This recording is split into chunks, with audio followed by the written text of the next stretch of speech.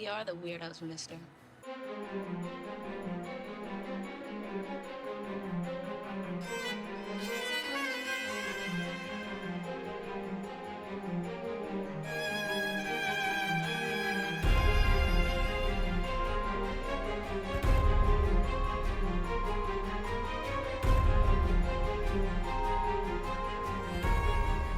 Welcome back to the Final Ghouls of Horror. I'm Jeremy. I'm Holly. And I'm Elle. We're three people who love horror and are coming at it from different perspectives of who we are, as well as very different levels of experience with the genre, which we're always excited to talk about. And this week we're sharpening our commas as we take a look at the 1999 dystopian Japanese thriller Battle Royale.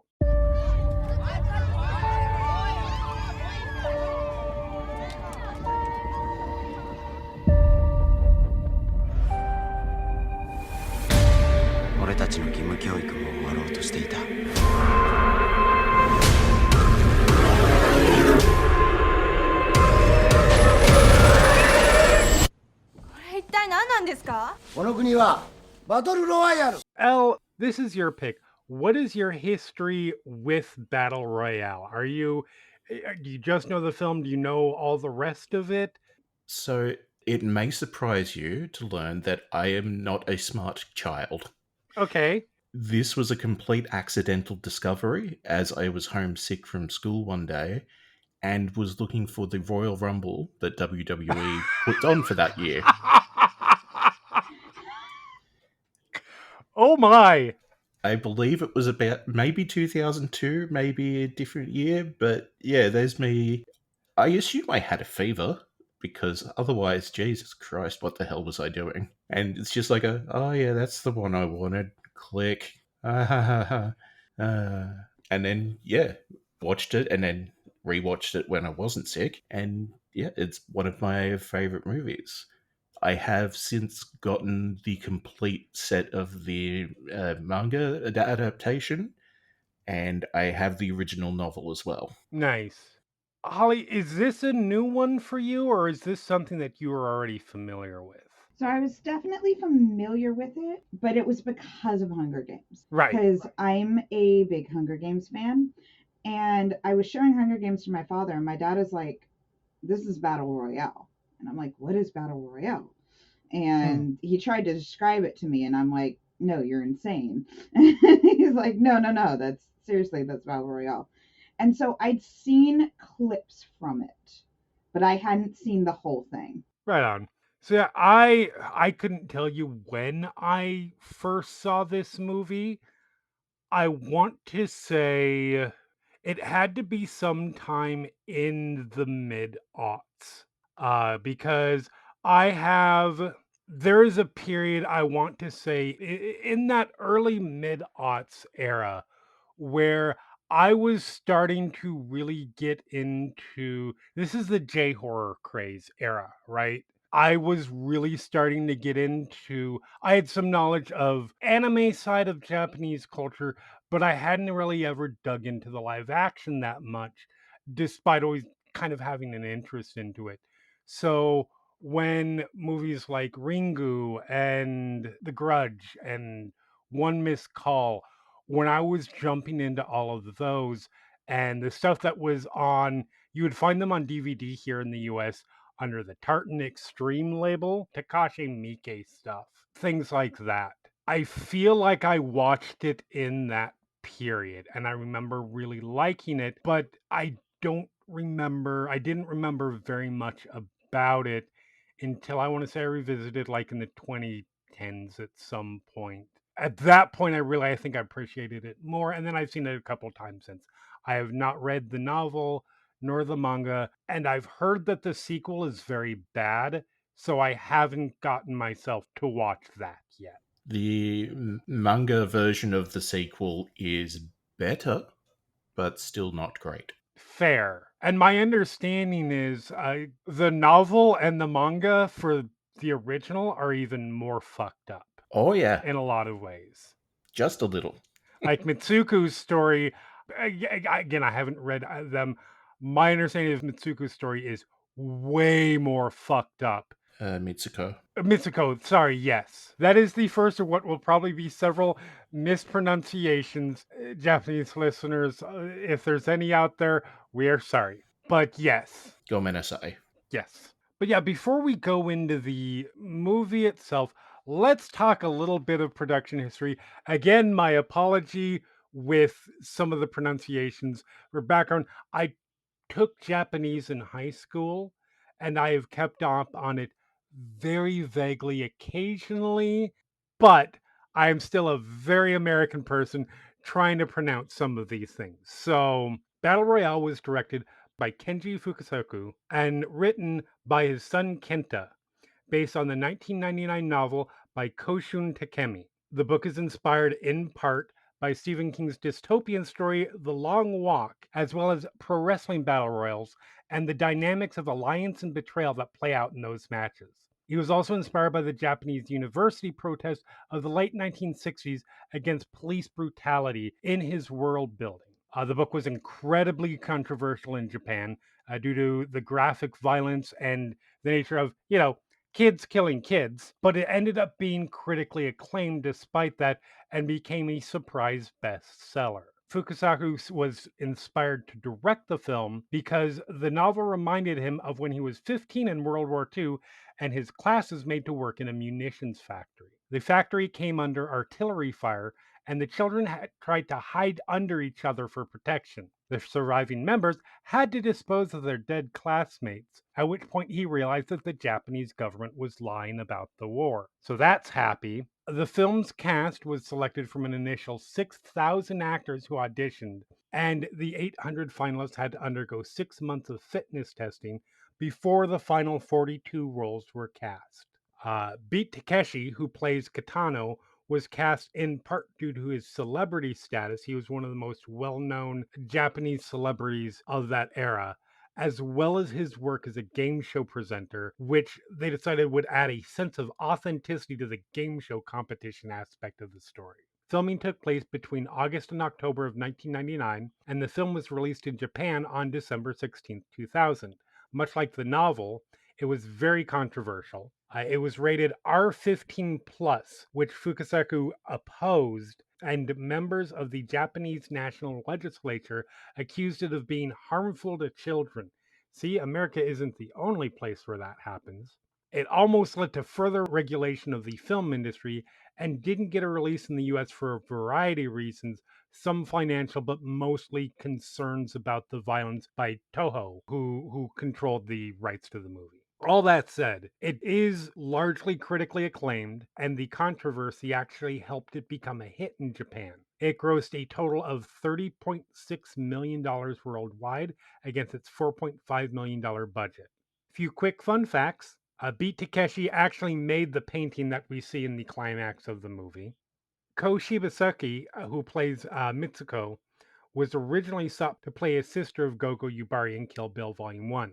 Gogo is played by Chiaki Kiriyama, who plays Chigusa in the film.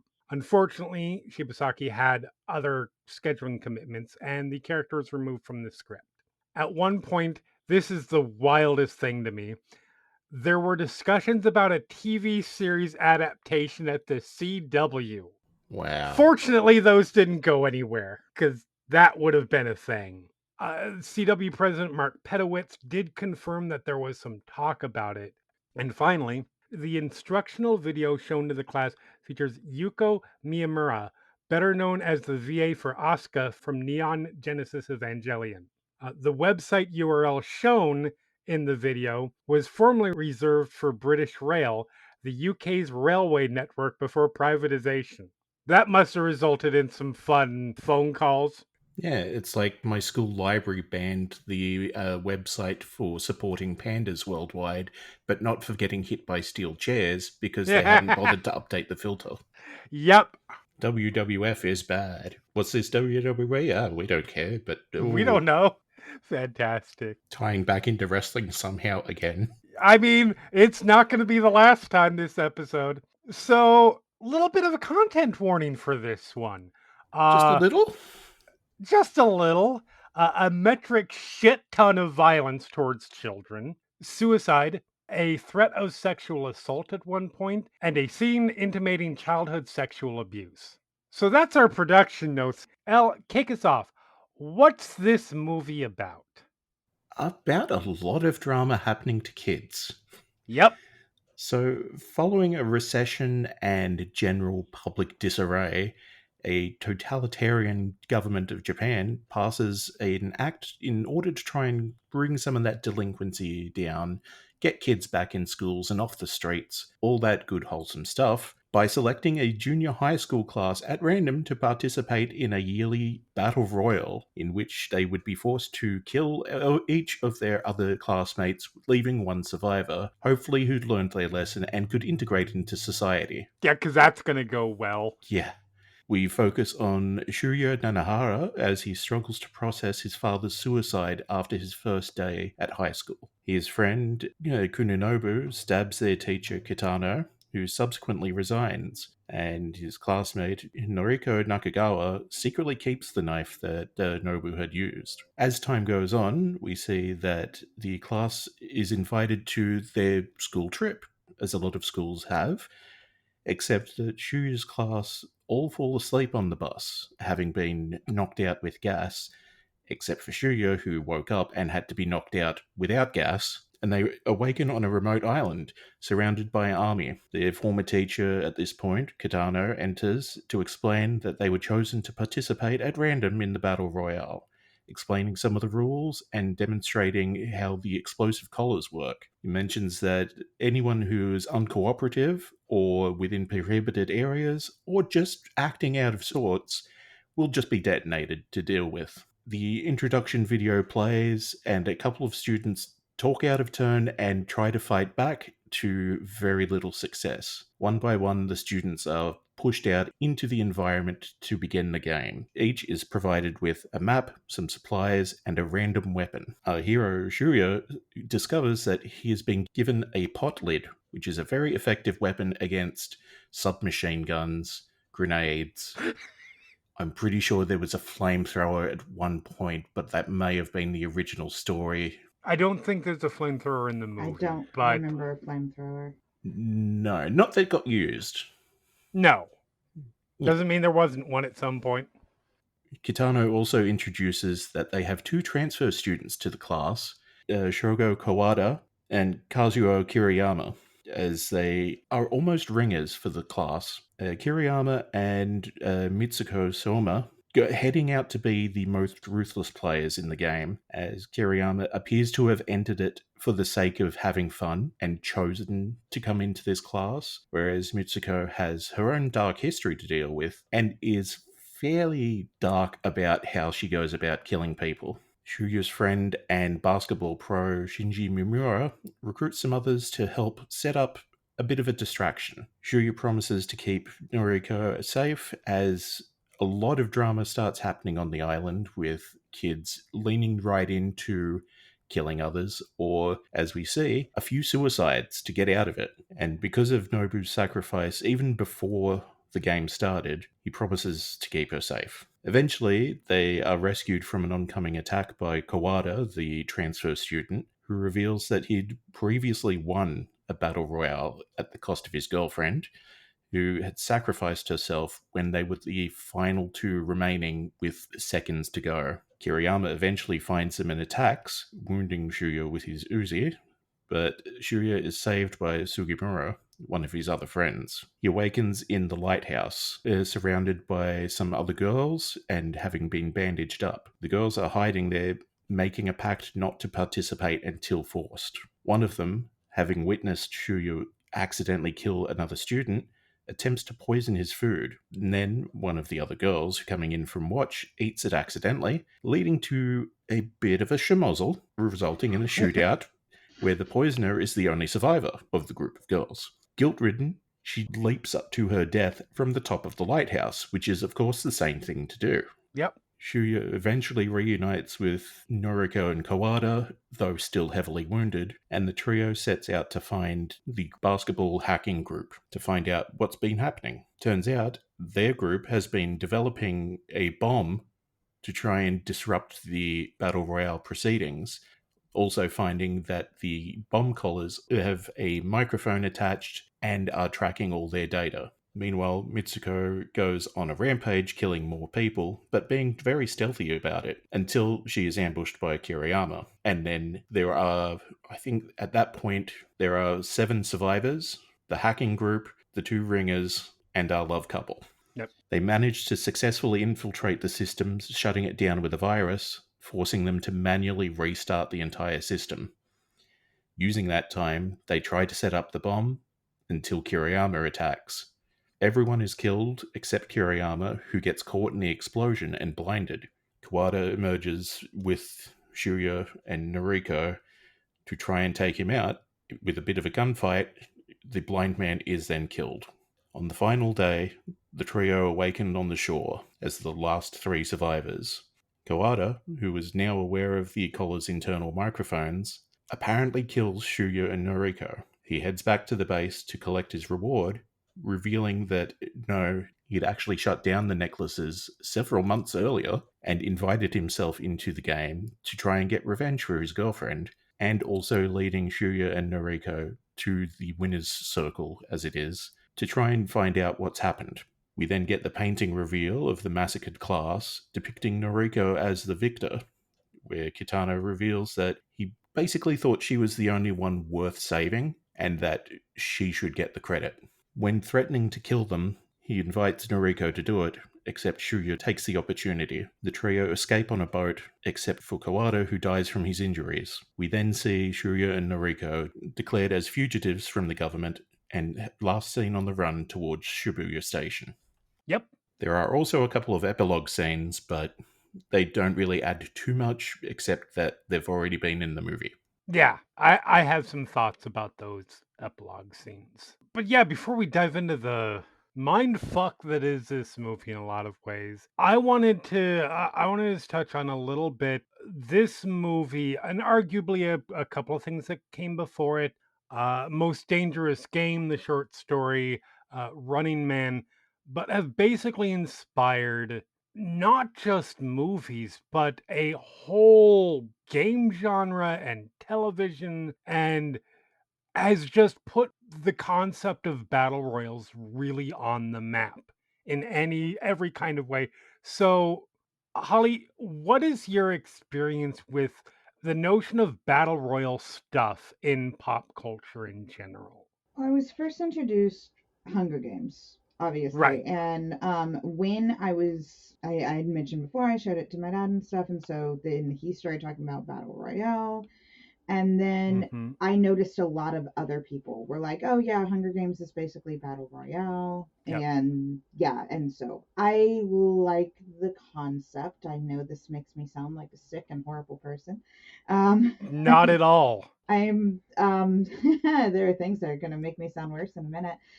Uh, So wait till we get to my favorite characters. Uh, There's that sizzle in the background, like bacon cooking. so to the point where like I used to be a preschool teacher. Um I swear I didn't make my kids compete to the death, but the my assistant teacher and I would like stand on the playground and try to figure out who would survive if we had the kids in a battle royale situation. Amazing. To make things one notch worse, Austin and I have had long, in depth talks about whose children would survive. Are ours, Sin and Katie's, or this other couple that we're really good friends with, if we put all of them into a battle royale situation? So, Wow. yeah. Also, bad news for my oldest. But yes, Look, they've had a good run. he'd be one of the first to go. He's far too trusting, but we've had discussion. I'm a horrible person. Please continue. No, no, Please don't it's call child fine. services on me. I promise I won't actually put my children against each other. Will you enact a government requirement for children to participate in such a thing? No, There you go, Yeah, you're all then, safe. then you're fine. no, Yeah. I would never actually do that. Elle, I feel like the origin of your experience with battle royals is probably going to be somewhat similar to mine. Yeah. So the year is 1973. Completely unrelated. I have lost track of time. Fair. No, but yeah, introduced to wrestling through my father, and therefore the concept of the Battle Royal, or for the weird traditionalists out there, the Royal Rumble. Yep. Well, Uh, in fairness, my wrestling historian aspect has to point out battle royals existed well before the Royal Rumble. oh, yes. Just there are people who would claim otherwise and be wrong about it. Absolutely. And I mean, Stephen King is one of my favorite authors. Again, weirdly from childhood, I don't think that's the traditional way it should be done. Sounds totally normal to me. I got a lot of shit in school for fighting the recommendation of Harry Potter that I should be reading instead of like the other books I actually wanted to read. I mean, in retrospect, well Yeah, done. Good choice. but literally had, I think it was the Wheel of Time taken out of my hands, saying, "Oh, this is too old for you. Here, this is better still your age group, Harry Potter." I'm like, "No, I'm good. I actually know how to read. Thank you." Yep. That's funny because my son recently was told that he could not like read Harry Potter. Now he's 8, and we've been reading through the books, and he went into the school library looking for Harry Potter books, and they're like, "That's too old for you." Like, no, you can't read that. Go into the picture book section. And he's like, no. Yeah. Wow. And libraries want more funding. Yeah. I had a talk with people following that. Fair. So yeah, then going from Stephen King into The Running Man, as you said, Hmm. I've seen a few of the other like things that it has influenced, and do not personally agree with them, but I have seen them around, like your Right. Fortnites and your PUBGs and the Fall Guyses. Yep. Yeah, For sure. Yeah, my experience is very, very similar. As you can imagine, somebody who writes for a wrestling site, pro wrestling is where I got my start with battle royals, to the point that I've been watching the Royal Rumble literally as long as I can remember. It is my one, I don't miss this WWE show every year. I will skip WrestleMania if I have to. It's been a long time since I've had to do that. In fact, I'm kind of obligated to watch it. Uh, does that but obligation fight against the desire more often than not, or no, no, not for WrestleMania. That one doesn't bother, especially now that it's split between two nights and isn't a 7-hour show. yeah, no, it's just 2 5-hour shows or something. Two five, but if you skip the stupid pre-show where nothing happens, it's like two 4-hour shows. If you skip the part that isn't wrestling, it's like 30 minutes for the I entire mean, you're thing. not wrong. Yeah. You're not wrong. But if I some hypothetical situation was like, no, you either have to watch the Royal Rumble or you have to watch WrestleMania, it wouldn't even be a choice. Royal Rumble is infinitely the more interesting show and the more enjoyable show every year for me. Hell yeah. But beyond that, I saw Running Man. Like you, I was Stephen King reader. I don't remember when I read The Long Walk, but I think it was later in my Stephen King fandom, by which I mean like Mm, 7th grade. Long Walk's another good one.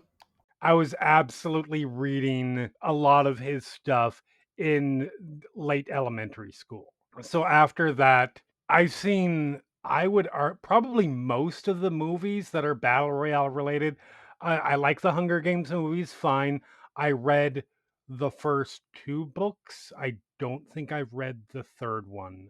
I like there are a ton of other ones that have kind of The Hunt, which came out during the pandemic, is a very messy but very fun film.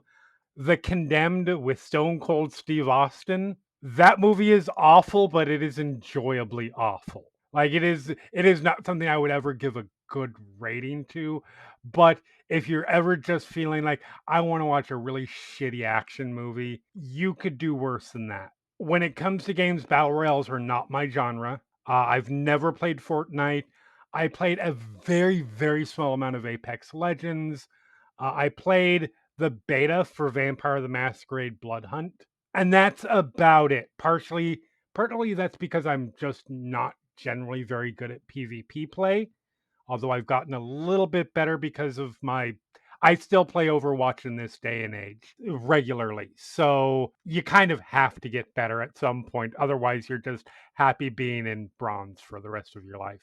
But also, partially, to me, the Battle Royale video games, they're a lot of you're hiding for long periods of time, which is not exciting. And then you are running for long distances to get to where the other players are.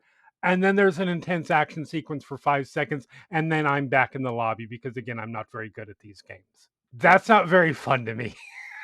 So, yeah, not my genre. It's wild to think about the fact that this movie inspired probably one of the top two most popular video games directed at what, the 10 to 15-year-old audience over the last 15 years between Fortnite and Minecraft. Just wild to me. I mean, kids love violence, I guess. Maybe we should pass that act. I think it'll be good for them. Save them yearning for the mines. Sure. So the movie itself, this thing starts off with what is kind of a trope in media or in movies, particularly at this point, which is an exposition heavy opening text scroll.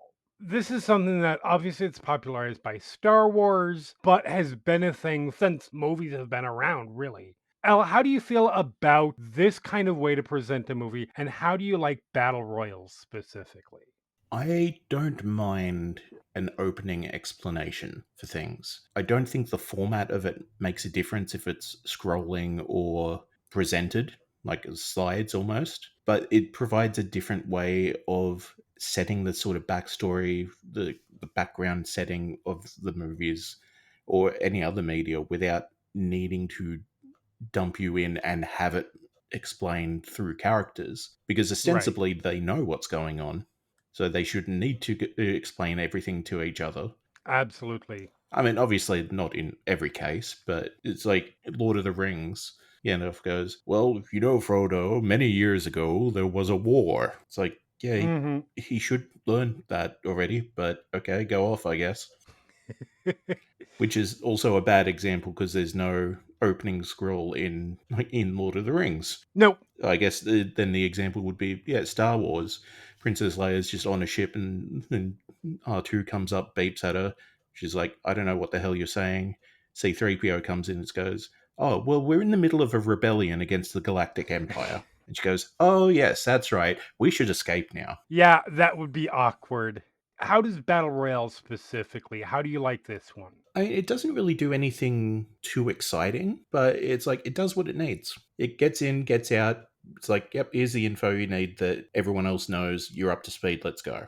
Yeah, I agree. I think it's visually interesting. At least the version we watched, and for listeners, we watched. It is referred commonly as the director's cut. It's not actually the director's cut, as I have learned. The director's vision is the original film. I think this is officially known as the special edition or extended cut, something like I that. saw Ultimate Edition before. Ultimate Edition, that's it.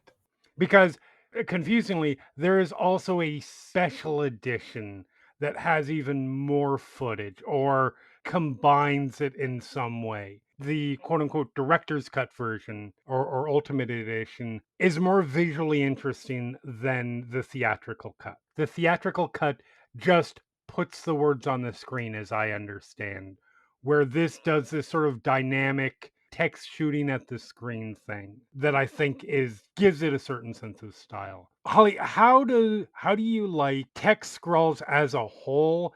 And specifically, how does this one's work for you in terms of like introducing the story and setting up the world building? I think it does a pretty good job. It doesn't need to go into like a ton of detail. I think Right. the concept is pretty basic.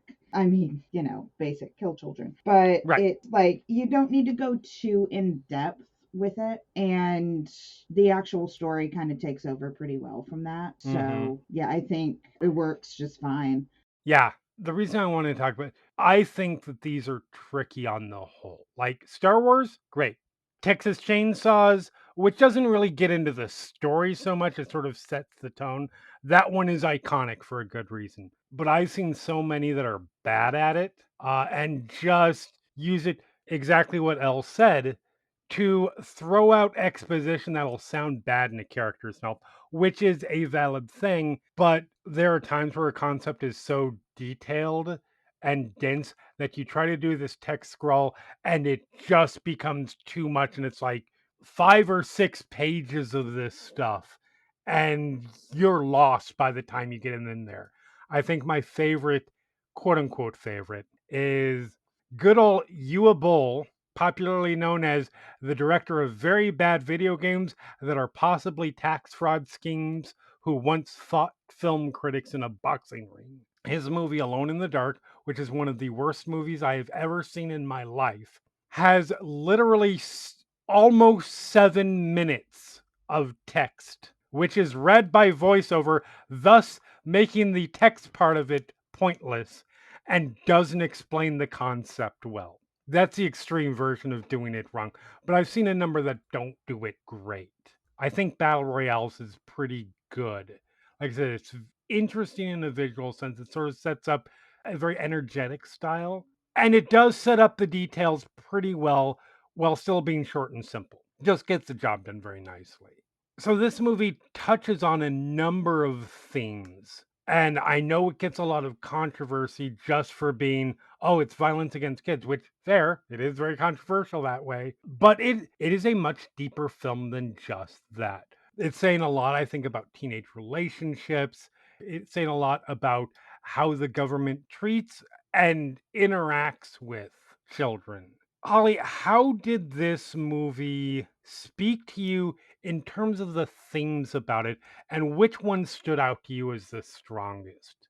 A lot of the backstories, I am very sorry. I don't know names, and I'm not going to try to pronounce names.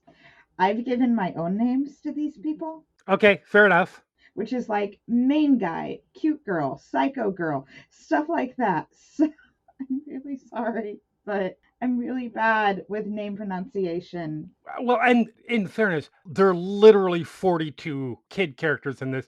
Most of them we don't see very long, but still, there are a lot of fucking characters in this movie. So I totally get that. And yes, Yeah, yes. pronunciations can be a pain. But yeah, so I think a lot of the, like, you would see the clips of like them growing up or their backstory stuff, which seemed to tie in well with the characters. I think, like, especially, and I am so sorry, but Psycho Girl, as I call her. Yes, Mitsuko. Yeah, okay, you know who I'm talking about.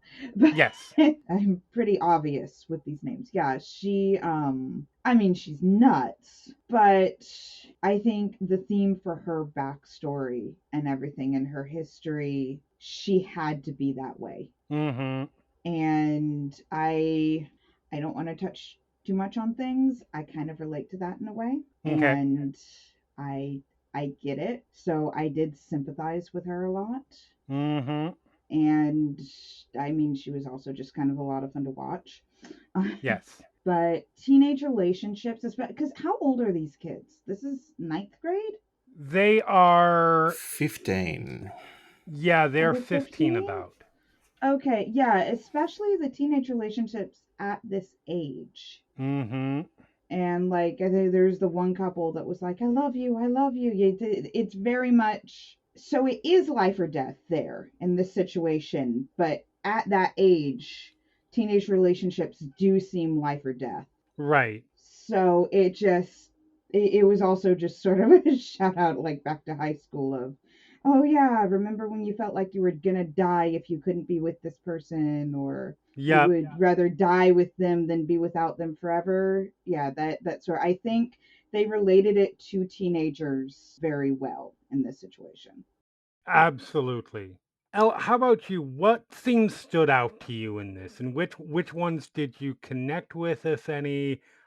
Which ones don't necessarily work as well? I mean, the background of like the government influence on this is Mm-hmm. like, rather than fixing things, let's blame someone else and hope that fixes it. Yep. Like, that isn't like directly.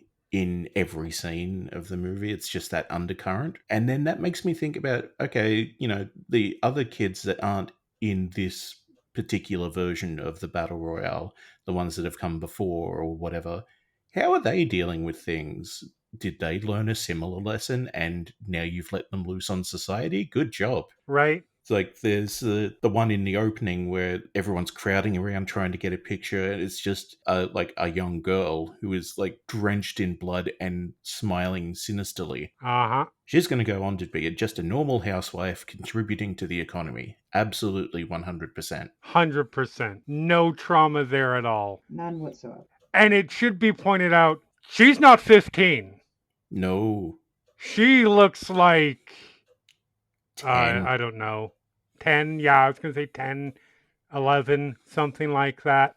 This movie covers one of the older ones of the options that there may have been. But yeah, no, that is very much, I agree. Yeah. And it has almost like that punk aesthetic of, rah rah, fight the power, but Yep, without the multicolored mohawks and plaid and leather. right, And then you get to like all the relationships. I fully admit I don't understand relationships, beep boop, but right. from what I saw when I was about that age in other people, it's like, yeah, that looks about right. They're insane. I mean, you're not wrong. It's like you often hear the joke of like, oh, teenage boys think with their head, but not the one you think. Mm-hmm. And it's like, yeah, I could see that happening with my peers. I don't get it myself because I guess I'm weird, but yeah, they're going insane. Yep, So to have this sort of represented in the movie, it's like, yep, nope, tracks. absolutely. Yeah, the first time that I watched this, I definitely that was where I immediately dialed in was the teenage relationships.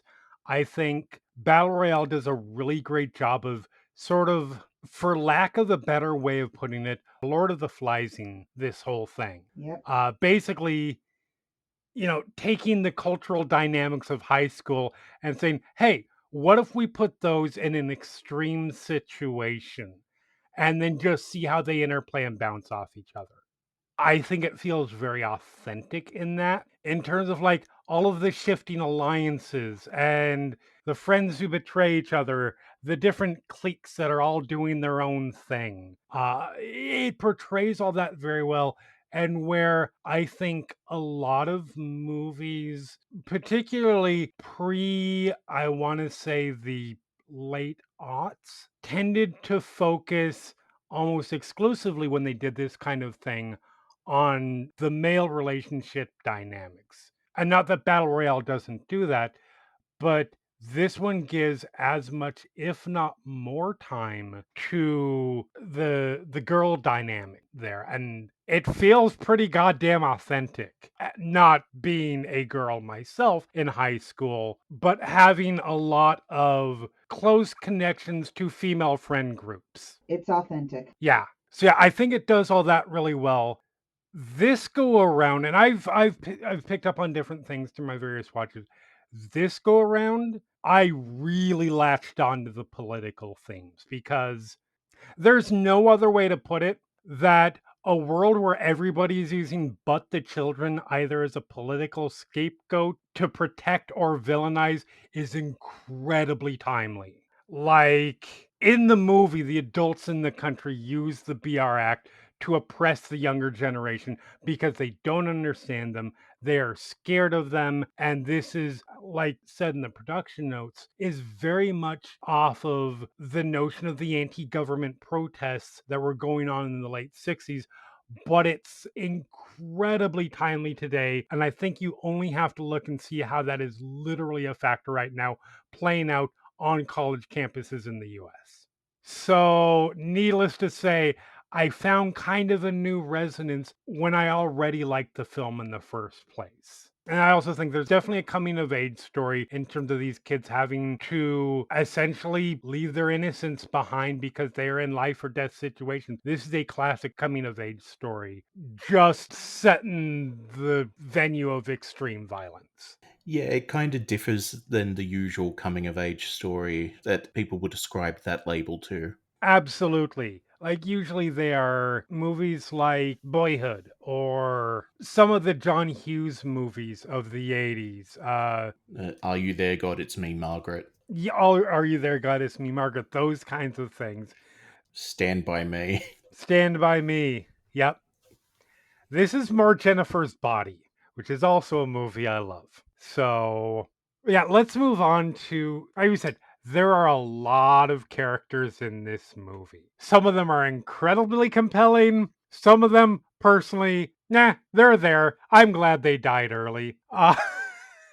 So, Elle, which characters did you find the most compelling in this? Which backstories or relationships did you find yourself most interested in?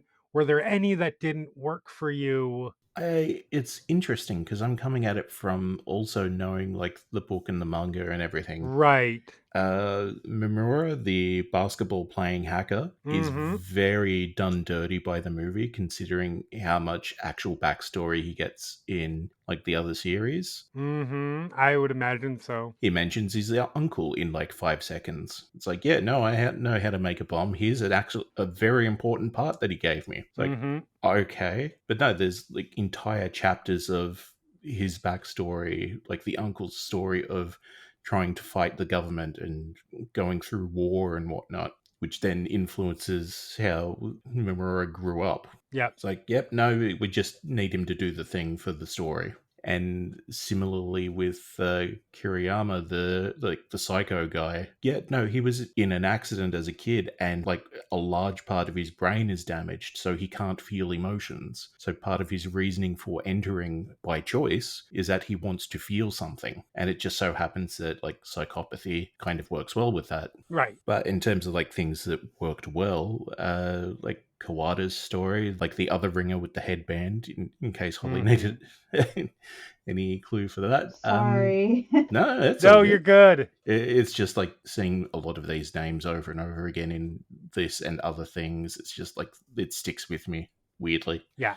But yeah, he's like his story about getting his way back in as revenge Mm-hmm. intrigues me, and it's not much more developed from memory in the other mediums. It's about on par for what you get.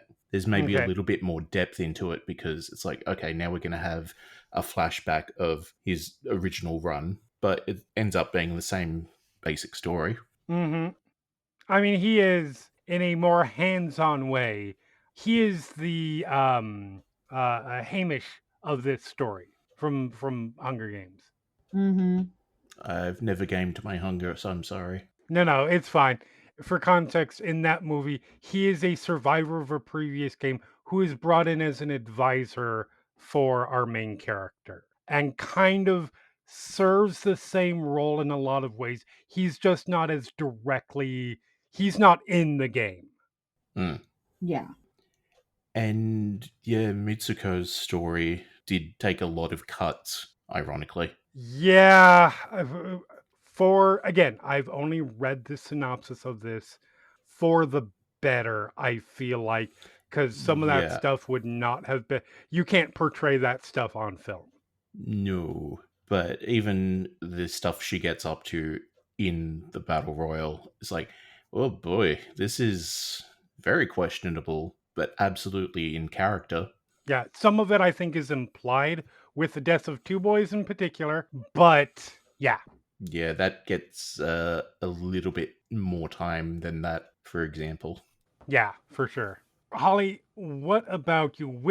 Which ones did you find most compelling? Which ones did you find yourself most interested in? Okay, so I'm so sorry with the names. You're Um fine. the psycho girl. Definitely uh Mm-hmm. the like it was a small bit because like they died really soon, but the two girls waving the flag being like, everybody come here. You mean Like, the ones I call the you're dumb girls? yes, I'm like, I kind of want to know more about these idiots. We're gonna make ourselves sitting ducks.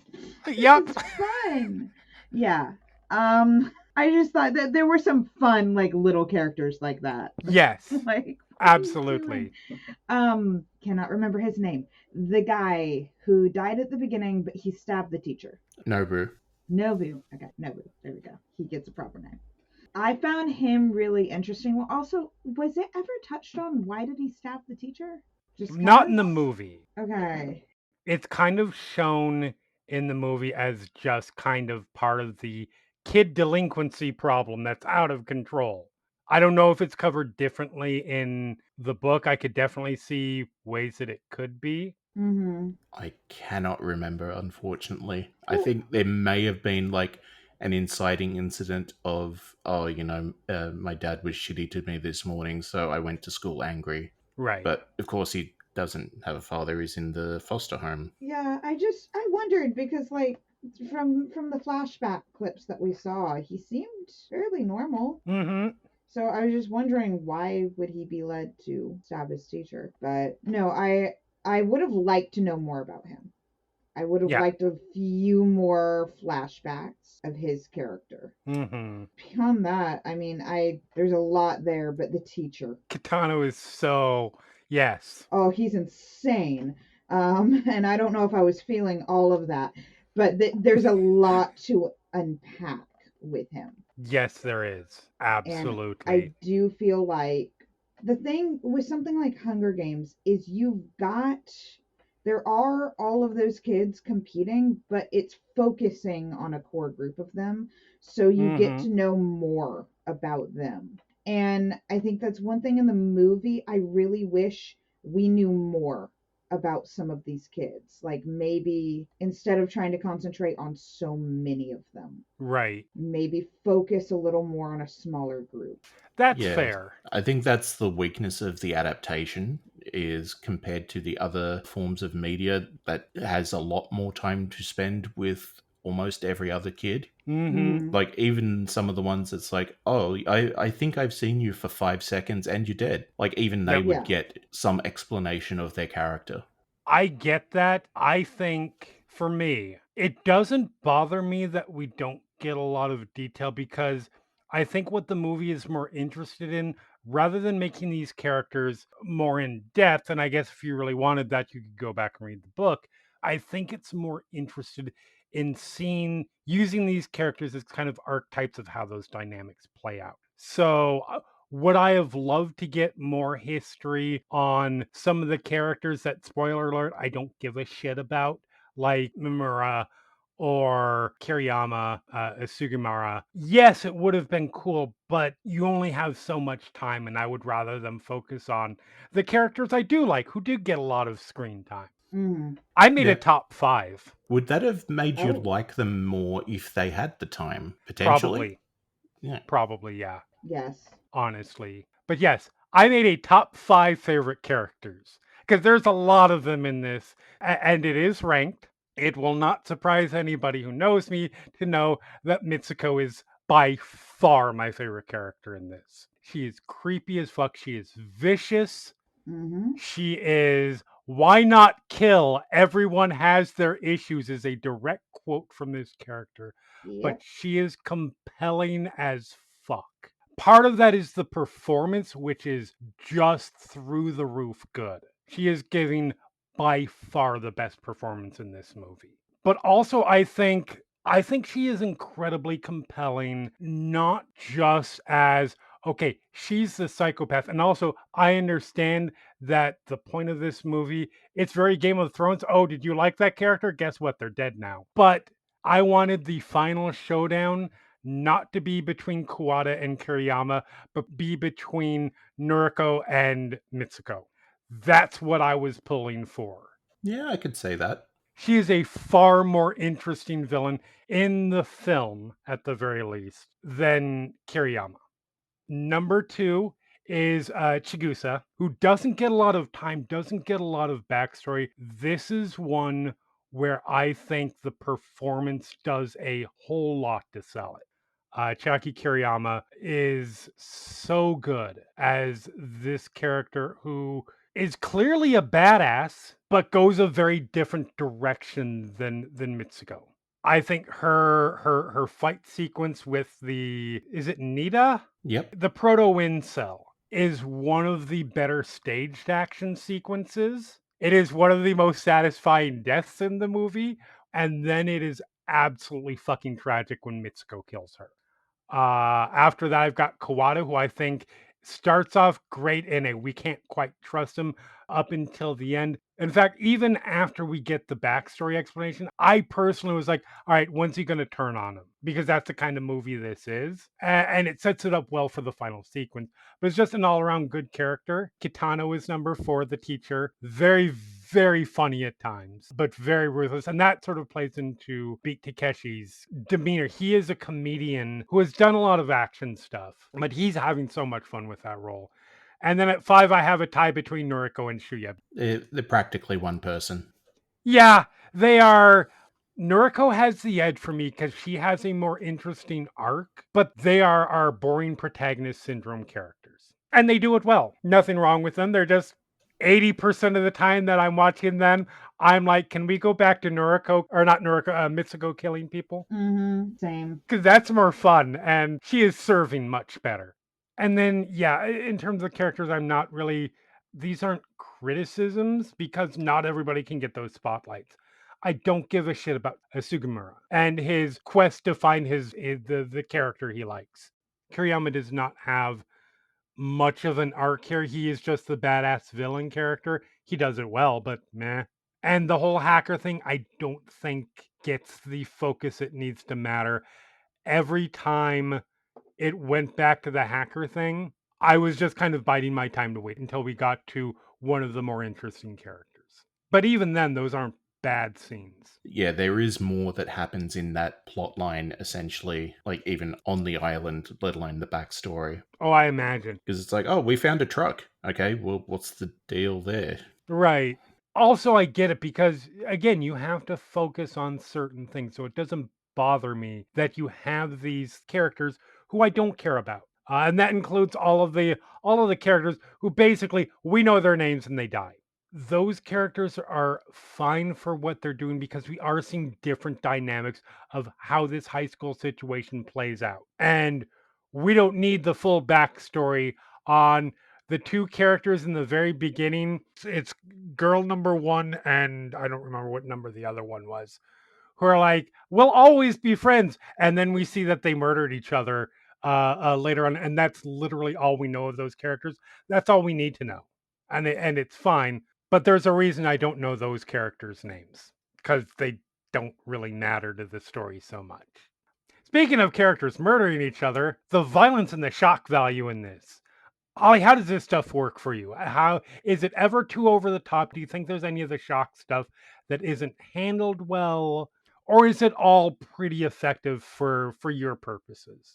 It's all pretty effective. I honestly found some of it a little fakey looking. Okay, Just like some of the blood and stuff, yeah, and no, that's it could have fair. been more realistic. I'm just desensitized to some of this.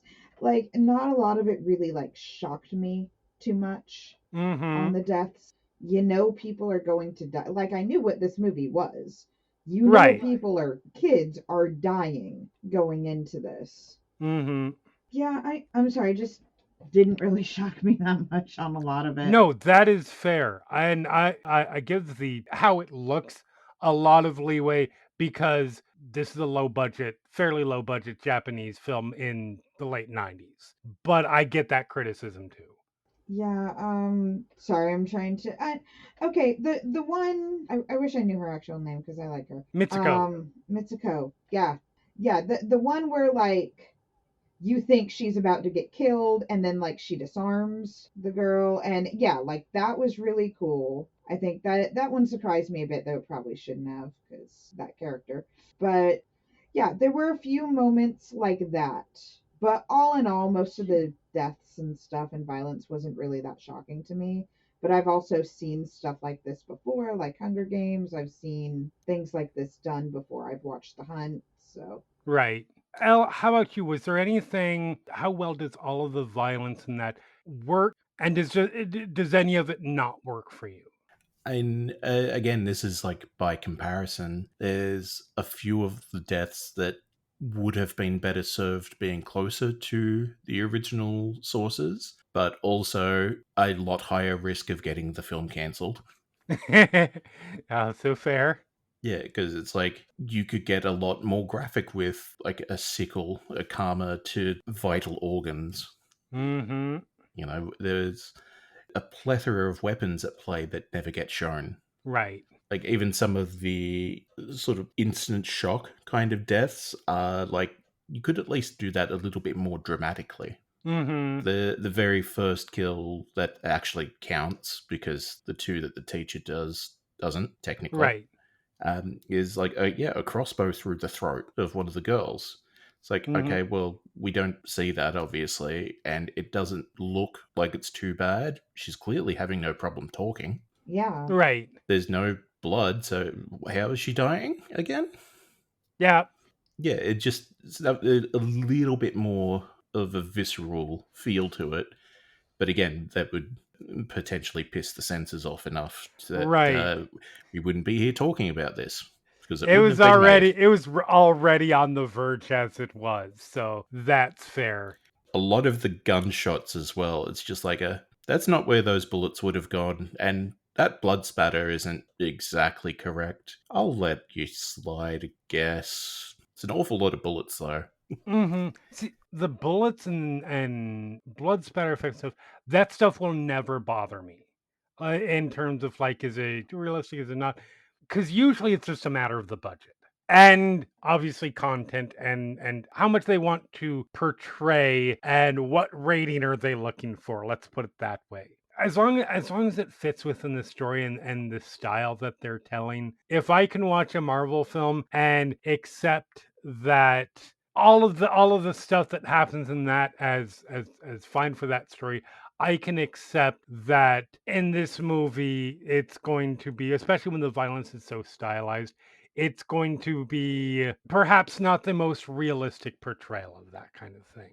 But yeah, I really like how unrelenting this film is in terms of its violence. It's very brutally violent, but what I appreciate is while there's humor in this, it never undercuts the kill scenes. Like there is a way that you can do this movie and do it so wrong by just hitting the comedic beats at the wrong time. I can think of the perfect example. Okay. One line that could have been in there that definitely shouldn't and isn't. He's behind me, isn't he? Yep, exactly that. Like this movie doesn't undercut the deaths that are supposed to be gut punches. Fukusaka could have easily turned one of the suicide sequences into a comedic value scene, for example, but he never does, which is important because that underscores the notion of look how fucked up what's going on in this movie is, which is very different from look how fucked up this movie is. Hmm. The one thing that I think I can see people taking issue with is Mitsuko's flashback scene. I think it is done very effectively. It's important that it be there because it adds depth to that character and even a little bit of a sympathetic edge. I don't think it's filmed exploitively at all. Frankly, it is probably one of the most sensitively handled versions of that kind of a flashback scene that I've seen, particularly in comparison to what it could have been. Yeah, because I'll let you know. It is a lot shorter in the movie. It is much shorter and much more, yeah, it's bad. Hmm. There's no way what happened in those would have ever made it into the film, and that's a good thing. But the way that what is filmed there, I think is very effective and done a hell of a lot better than hell stuff that's been on HBO, high prestige HBO shows dealing with that particular topic. So generally, I think while this film definitely isn't afraid of being shocking, it handles a lot of that stuff very, very well and in a fairly mature way for a film that mostly consists of different ways of how can we murder these teenagers. I thought that was Final Destination. That's a different kind of how can we murder these teenagers, and there are at least some adults in that. Yeah, That I one's mean, how can we murder everybody? Yes, yes. Yeah, Final Destination is fuck you, you're all dying. and there are at least some adults that are in this as well. The guy that plays Kawada is 25 at time of filming. Oh, well, yeah, no. Yeah. Most of these characters or actors who were playing the kids were at the very least older than the age of their characters. I think of the 42, there were 4 who were 15 or 16, including the actress who plays Noriko was, I think, 15 at the time of filming. Oh, and fun fact, her like the actress's sister plays Kitano's daughter on the phone. Yes, yes, I had seen that, which is very nice. So this is the one part that doesn't necessarily work for me. I'm curious with you guys, how do we feel about just the ending overall? L, this is a weird ending. How did you like it? Originally, I did like it better. Having then, like, with the book and the manga and rewatching it, it's like, the nostalgia vision is gone a little bit off these rose colored glasses. Right. It's like, as soon as the winner is declared, the army sort of paces out real quick They sure do. with no real plan in place on how, because the teacher stays behind, how's he getting off the island? Has he made his own arrangements? There's a lot of army that drive off in cars and trucks. Yep. Do they have a carrier somewhere? Are they going to be gone enough by the time that our heroes make their final stand? And then you have the collection of the requiems, the like little dream sequences that just kind of get pasted in at the end. Yeah, those are out of fucking they're not out of nowhere, Mm. but They would have been better served, I think, being spliced in properly into the movie because it's not like mhm. they're out of place entirely. No, but I don't think we need to go back to the basketball game 7 times in this fucking movie. Mm. Like, There's a lot of basketball. there's a lot of basketball, and I understand why. It is the before of the before and after. Because we see a lot of the characters in that sequence and sort of what they were like before this point. But I think we saw it enough there.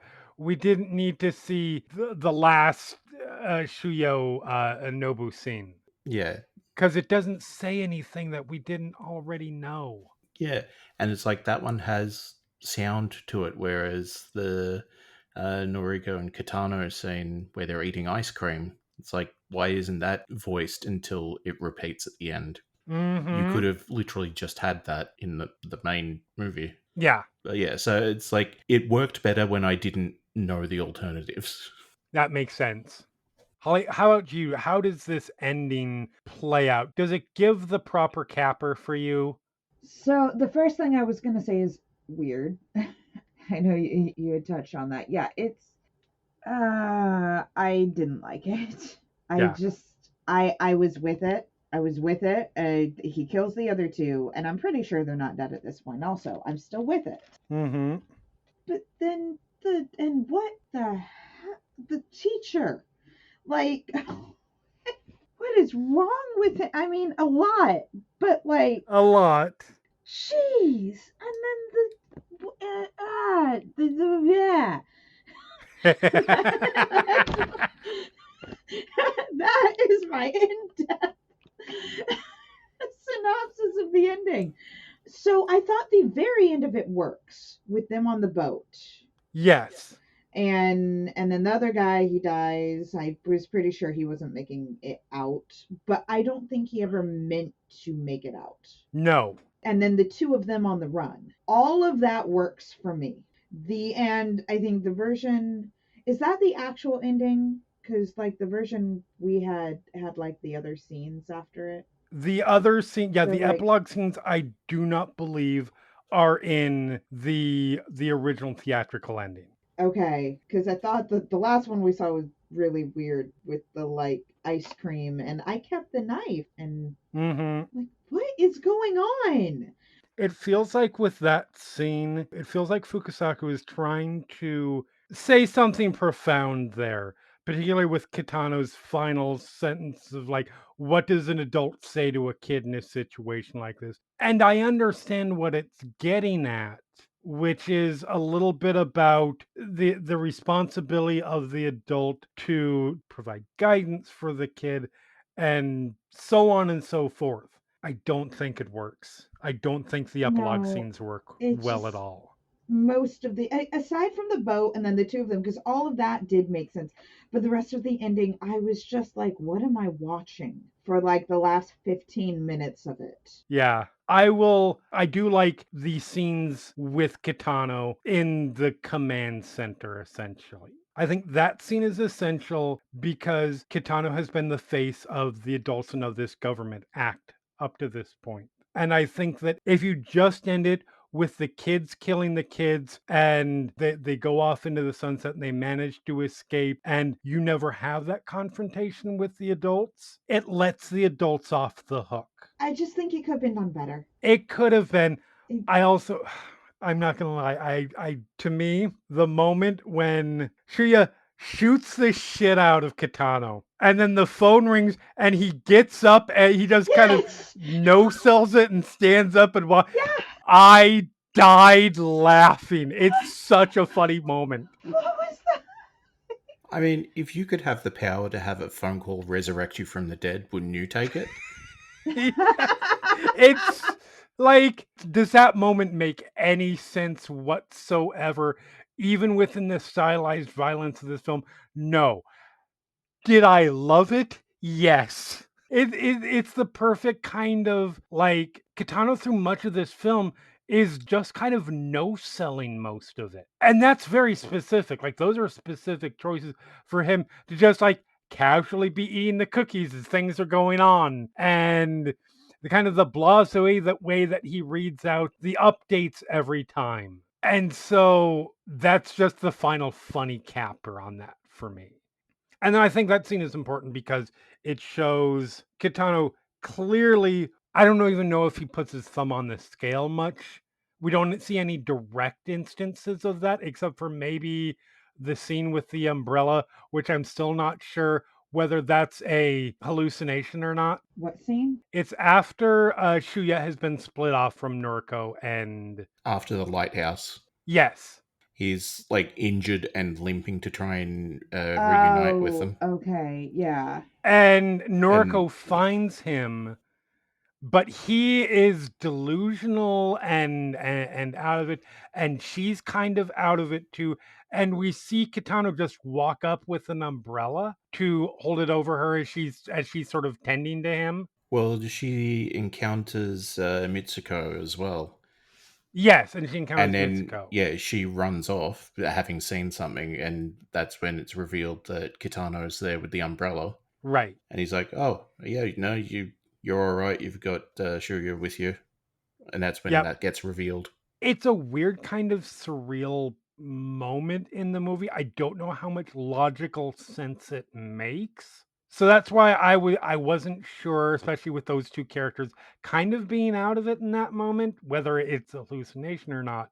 My point being that whether that's a hallucination or not, I think we need that climax scene to note that as much as this game is supposed to be fair and everything is random and everybody has the same chance, it's another reinforcement of sort of the government oppressing kids theme of, oh, but you're one of the ones we like, so you're going to be okay. So I liked that part of the climax. I don't like the epilogues. No. I think they are unnecessary. I think that the scene with I think the basketball scene is entirely unnecessary and doesn't really add much because, oh, look, I protected her. Yeah, we already knew that that was your character arc. It's fine. And the Kitano Noriko scene tries to add something new in, but I don't think it's as effective as it wants to be. These don't ruin the film for me. I still think this is an absolutely fantastic film, but it did sort of end it on a slightly note. With the Katano epilogue, I was thinking you can move that entire epilogue scene over the top of the silent dream version that is in the actual movie, Mm-hmm. but then tie it into that final phone call because he asks, "Say, what should an adult say to a kid in this situation?"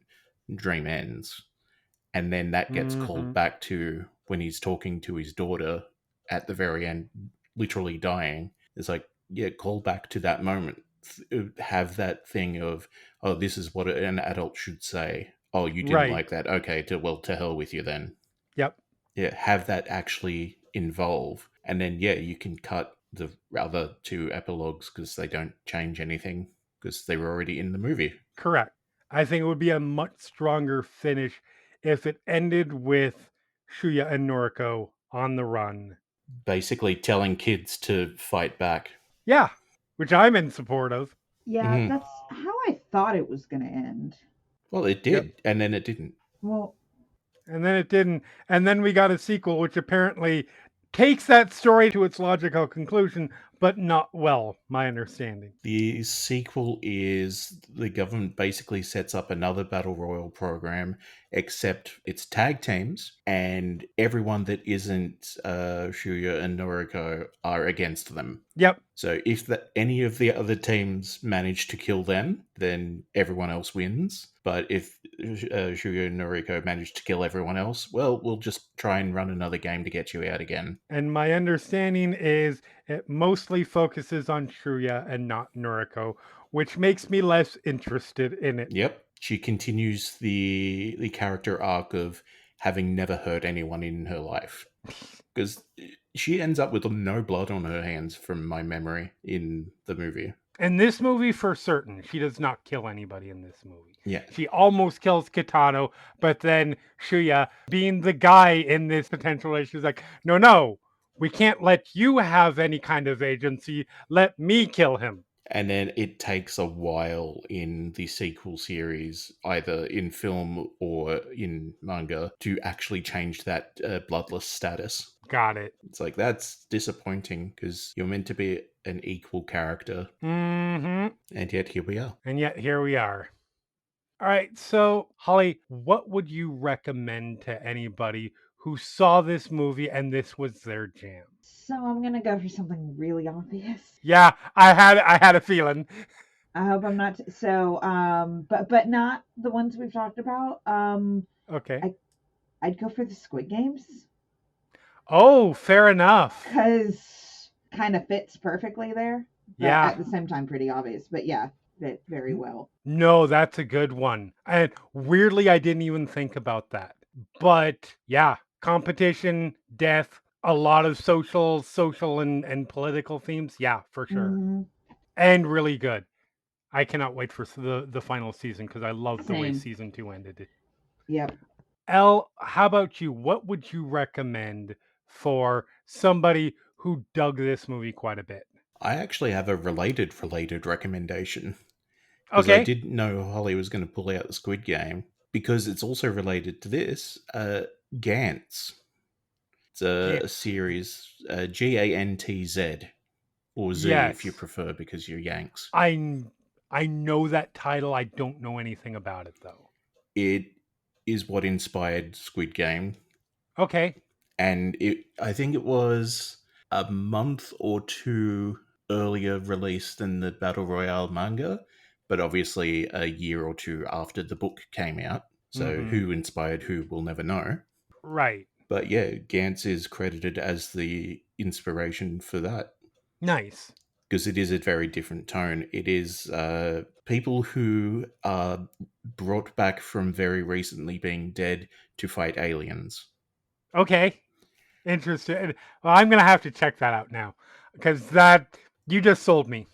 The other recommendation I have is also like another manga series, but if you liked the more survival aspect rather than the more action that Gantz would provide you, Cage of Eden or Eden no Ori.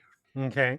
It is a plane full of students on their school trip that ends up crashing on a mysterious island where dinosaurs and prehistorical things are mysteriously there. So not only are they trying to survive not being eaten or eating the wrong thing because it's still very poisonous, they have to figure out what the hell's going on and why a plane just dropped out of the sky. So like Yellow Jackets with dinosaurs. Lost except good. Oh, fair enough. I would say that's a hot take, but it's really not. Not at this point. So, my recommendation is going to be a somewhat lesser watched film. It's from 2016. It's called The Belko Experiment. This is basically why I'm glad we don't need a Battle Royale remake, which was discussed at one point, and then the Hunger Games came out and basically killed the notion of a Battle Royale remake. But anyways, we don't need that remake because we have this movie. It's basically if you take the exact concept and you place it in an American corporate office in the nation of Colombia. That's what this is. It is this corporate office in Bogota where it gets locked down, and we are following this new. Our main character is sort of this new hire for the company, and as he comes in, they have like tracking implants put into them in case they get kidnapped, and then the doors get locked, and the people in the office are told that no, your implant is not an implant, it's an explosive that will go off, and you all have to kill each other, the last one wins. It's written by James Gunn of Guardians of the Galaxy and now running the DC studios. It is a lot of carnage, a lot of fun, and it does for corporate culture what this movie does for the government within the film. Very, very fun. Not perfect by any stretch, but worth checking out. So let's talk about our final thoughts on this film. Elle, where does this stand for you? How well does it work? What's your rating? As I mentioned, it's like the nostalgia has faded a little bit, but it's also like I don't rewatch films a lot. It's very hard for my brain to readjust. It has inspired me to reread all the other series that like the other adaptations again. Mm-hmm. But yeah, no, I've it's still in my top 10 quite easily. I think it makes my top 5 movies of all time. Mm-hmm. Yeah, I think I put it at number 4. Yeah, so for me, it's a 4.5 pot lids bouncing off Matt Wiggins' head. And if you understand that reference, I'm sorry. Holly, how about you? Where does this one stand for you? I like it, not as much as Elle, but I'm gonna go, I think, with 3.5 dead teenagers out of 5. Fair. I think I have liked this movie more and more every time I watch it. I think it's an incredibly deep film thematically that also recognizes that its concept is inherently over the top and it needs to lean into that, but it manages to do so without ever underselling the seriousness of what happens. It is a miracle the way I think Fukusawa balances all of these tones and they never feel like they're jarring against each other. This viewing had me bump it up to higher than I even previously had it, and I'm going to give this 4.5 minutes more wanted of Mitsuko out of 5. So yeah, that's Battle Royale. Next episode, we're going to be going from 1999 over the top violence to one of my personal favorite films of 2025 so far. And we are going to be talking about Companion, which that's going to be a fun discussion. So, yeah, that is it for us. You can find us at whatever podcatcher you prefer. We are on Blue Sky and Instagram at Final Ghouls Pod. If your program of choice allows you to leave a rating or a review, we'd appreciate it. 5 stars, leave something else, we'll probably read it. If you don't, that's also fine. We know where you live. Um, Meanwhile, you can find me at jthomas41mania on Blue Sky, Letterboxd, and Instagram. You can find me at shards@kind.social on Mastodon and Shards System on Letterboxd. And you can find me at Holly Cult on Blue Sky and Miniature Magic 18 on Instagram. And you can find all of us playing role playing games at Final Show Films on Twitch and YouTube. Elle, what is our horror book survival guide tip? If the speedometer in your car starts running backwards, probably time to consider a trade in.